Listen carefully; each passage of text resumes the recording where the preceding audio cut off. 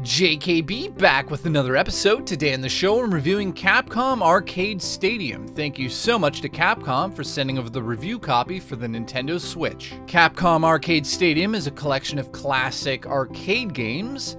It contains 32 games which were originally released by Capcom in the arcades from 1984 to 2001. The first thing I want to talk about is how the game is released, and some people might find it a little confusing. However, I think the way they have done this is quite unique because you get an option if you don't want to play a certain amount of these games. Now it's broken up into 3 different packages and a complete package. So you can start in the dawn of the arcade from 1984 to 1988, and I'll list those games on the screen as I go through the different years.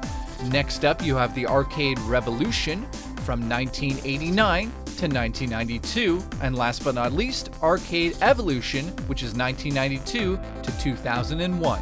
When you download the game, it includes one of the classics, which is 1943, The Battle of Midway, and this is an amazing shooter that I actually got to play in the arcades, and there's something I want to bring up really quick here.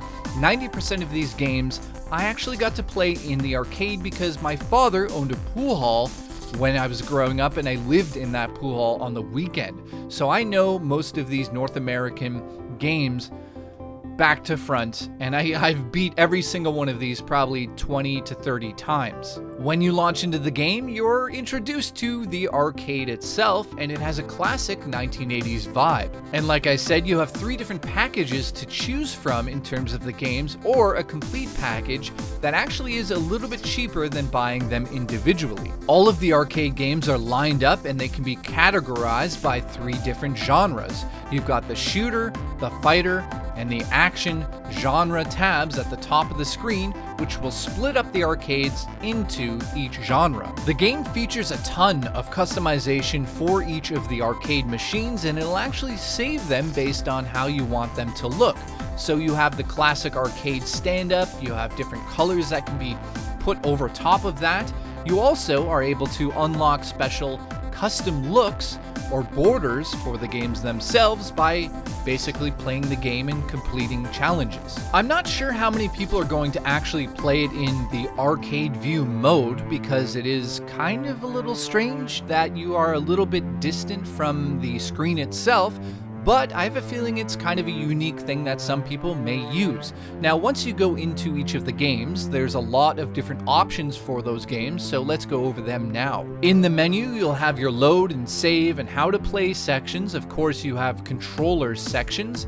Then you have the game manual, the display settings, and the ability to reset the game or choose a new game. Within the display settings, you have presets where you just basically scroll through different looks and feels of the arcade itself. So you have a border, or you'll be playing on a mini arcade machine, and you're able to actually step back and view all of them lined up the way you've customized them. Next up in the display settings, you have the frame, which includes frames that can be unlocked as you play the game. So you can have the classic Capcom logo, or you could have the package of the arcade, collection itself around the arcade and all different artwork, and there's even a cow, which I don't know why that's there.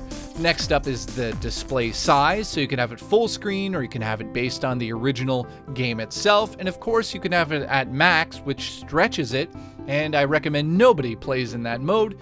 Then you have the display filter, which is something a lot of people don't use. I don't use it. I've never used it. This is where you can put sort of artifacts over the screen, make it look like it's an old screen from the 80s, that sort of thing. I don't use those, but it is amazing to have them in the collection if you're into them. Then you have screen orientation and display orientation, both of which are very important because a lot of these shooters are vertical shooters, where the screen used to be a very long screen in the arcade because the monitor was actually turned sideways for the most part. A lot of them were set up that way to be played that way, so when you play it on a wide screen, you're getting none of the real estate used. So to be able to switch the screen with the orientation setting is amazing. Here's one thing though, I thought I could play that in handheld mode, and yes, you can switch the screen orientation, but you have to detach the controllers off of the Switch itself because they don't change to some sort of customization setting in the game itself, and I looked into it, you can't switch it.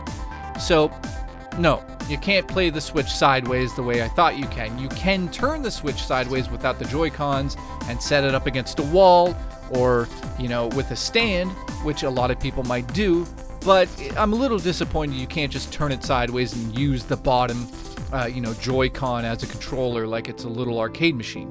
You just can't play that way. It just doesn't work. When you launch into most of the games, you also see a score challenge and a special challenge. These are two challenges that involve online score battling, which is a huge thing in the retro community. So you have score challenge, which uploads your score to a leaderboard, and then you have a special challenge which does weird things to the games, like turns it upside down or changes it with filters and wonky stuff. So there's a little bit of customization in there as well that you won't see in the regular game that they've kind of put into these special challenges to keep the longevity of these games going past beating them. I mean, you really, really, really want to go back and play some of these with challenge mode on where it's super difficult, or you want to get your score into the top 10 while you use the score challenge. So it's cool to see those in this as well. I should also point out you can change the difficulty of every one of these games, the speed of the game itself. So if you put it on super slow, maybe you have a young child with you that wants to experience a shooter. You can put it on slow mode, or you can put it on super fast if you want to pretend you're good at games and die instantly. Just not going to happen on super fast mode. And I should also point out it's unbelievable playing some of these bullet hell shooters on super fast. It's just impossible, and I know why it's there, because why wouldn't it be there? But you'll never use it, ever, in super fast mode. Never. Last but not least, in that section, there's something very important about this game. It has a rewind feature using the triggers on your controller. So if you have died, you can actually rewind time, just like you could do in some other games out there, and do the challenge over. It's kind of cool to see that. You don't need to use it, but it's interesting that it is there. Lastly, I'll talk about the collection of games here, and because I have a lot of knowledge about these games, growing up playing these every single day finally has paid off. 1942 is an amazing shooter. It's one of the first ones that I really got into as a young child because, of course, I said I was in the arcade, but I like the theme of it. 1942, the Battle of Midway, and 1943, I should say, the Battle of Midway. But just having that, that Pacific Ocean vibe. I know this sounds weird, but just having that vibe of planes over the open water and going over the land, and it was like, as a kid, I can almost smell the salt water and the gasoline coming from these planes. We also have Commando, which is an NES classic for me. I remember going to my friend's house one day and almost getting killed by my mother because I didn't tell her where I was going. And yeah, she found out hours later where I was, and wanted to murder me. You got Bionic Commando, which is a classic arcade game from 1987. This is the one that arguably, I think they focused on the most back in 87 in terms of an action arcade game. I remember it being in a bunch of arcades at the time.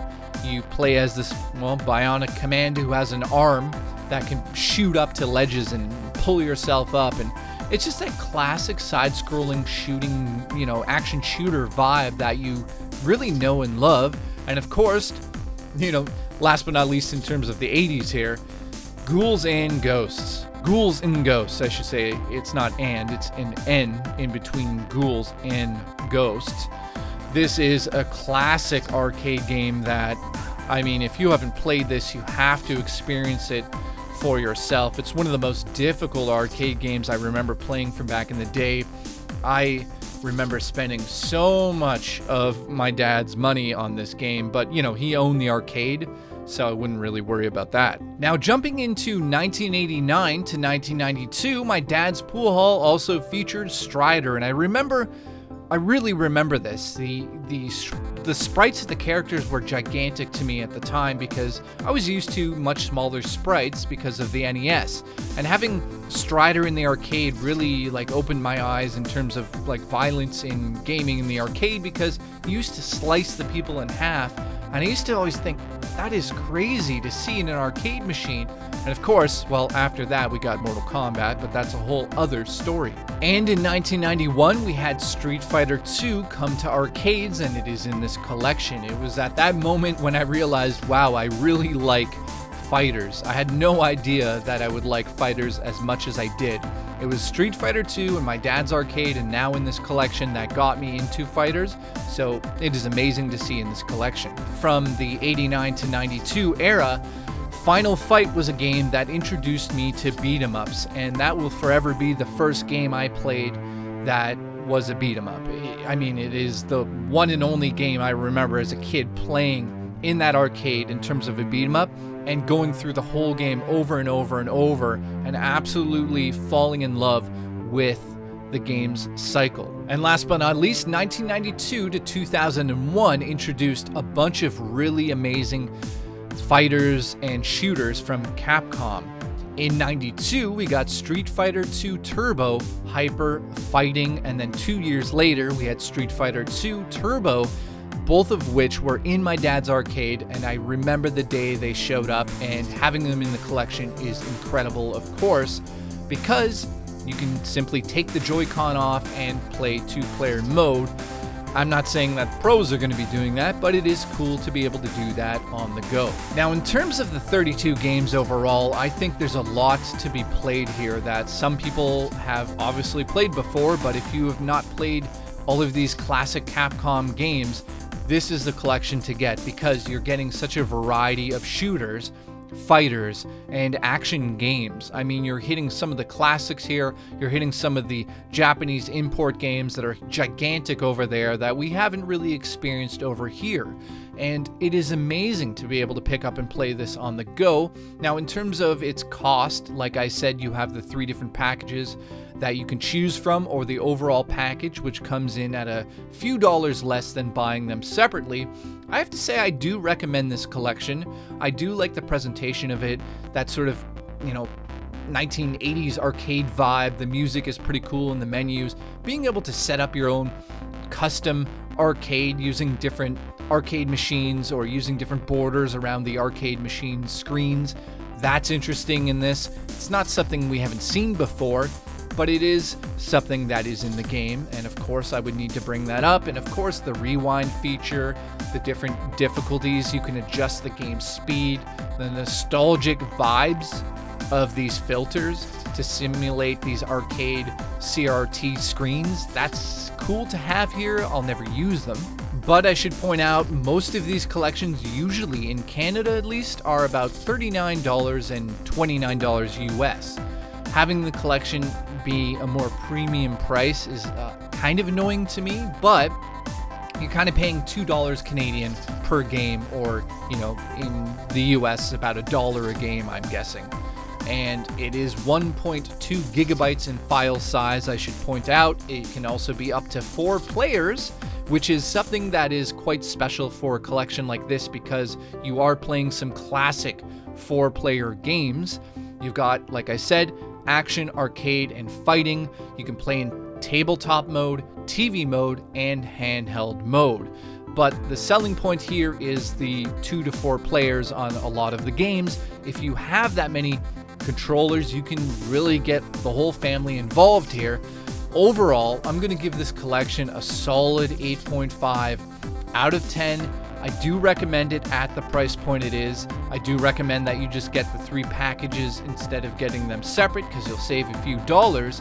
And I think you're going to have a blast with this. It has all of the usual aspects that a collection like this would have, but it really comes down to the classics here. I mean, some of these classics are the real deal classics from Capcom, and it is amazing to play this on the go. And I should point out, it is coming out for the other systems and PC at a later date. So thank you once again for watching this review. If you have any questions about the game, let me know in the comments below, and I'll see you in the next episode of JKB.